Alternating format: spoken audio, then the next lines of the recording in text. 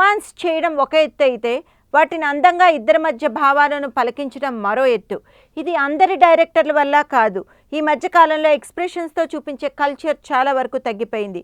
అయితే టాలీవుడ్లో దీని యంగ్ డైరెక్టర్ అవసరాల శ్రీనివాస్ ట్రై చేస్తూ సక్సెస్ సాధిస్తున్నాడు. గతంలో ఇతను తీసిన ఊహలు గుసగుసలాడే, తాజాగా నారా రోహిత్ నాగశౌర్యతో జో అచ్యుతానంద సినిమాలో హీరో హీరోయిన్ల మధ్య ఎక్స్ప్రెషన్స్, కళ్ళతో చెప్పే ఫీలింగ్స్, రొమాన్స్ పండించే సీన్స్ అద్భుతంగా పండించి మెప్పించాడు అవసరాల శ్రీనివాస్. తనలో ఉన్న సూపర్ క్వాలిఫికేషన్ ఈ యాక్టర్ కమ్ డైరెక్టర్ ఇటీవల బయటపెట్టి అందరితో మన్నలు పొందుతున్నాడు.